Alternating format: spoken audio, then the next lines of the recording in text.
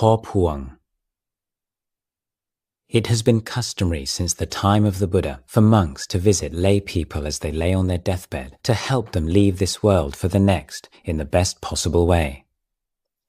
In the last hours of his life, Por Puang, one of Luang Por's closest lay disciples, received such a visit. Por Puang and his wife, Mae Tang, were the first lay supporters of Wat Pah Pong to come from the local town of Warin.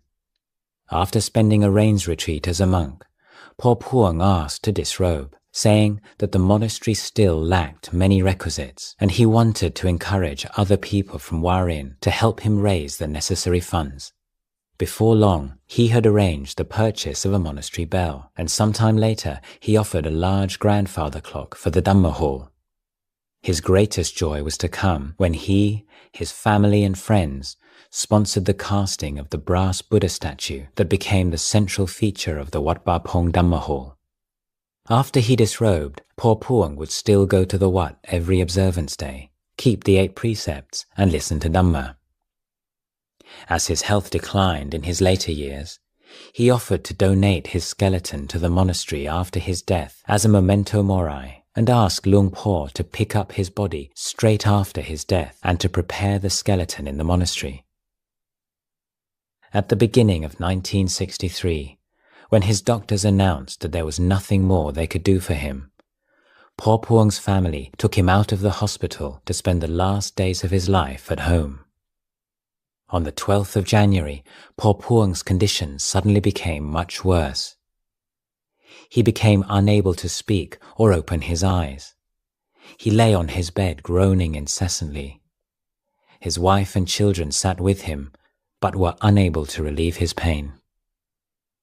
On the 13th of January, Luang Por, together with Ajahn Chah and a number of other monks, were offered their daily meal at the local army camp.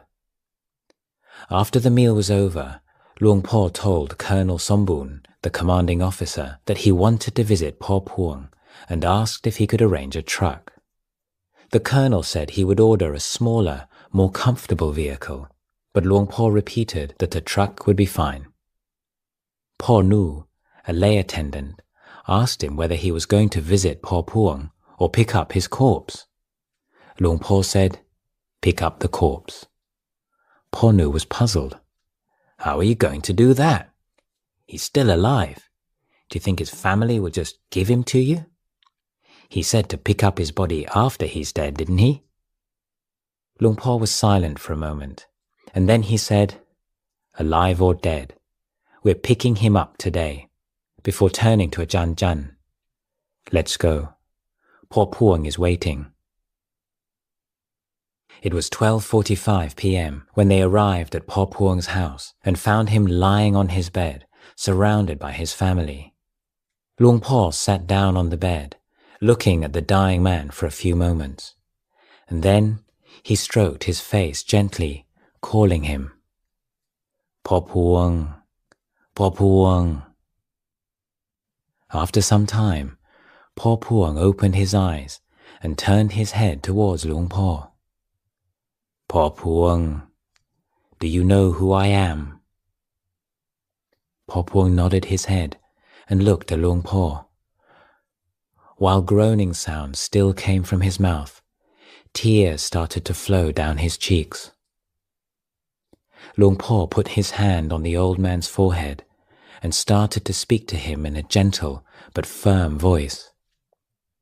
"Por Puang, you are a practitioner.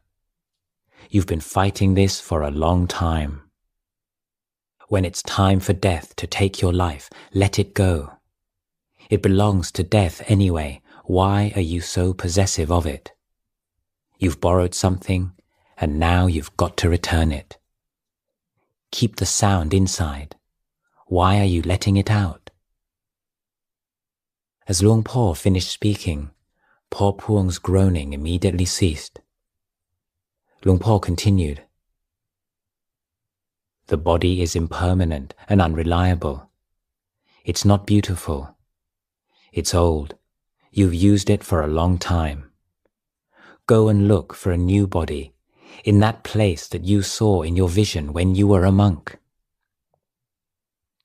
All this time, Luang Por was stroking Por Puang's face.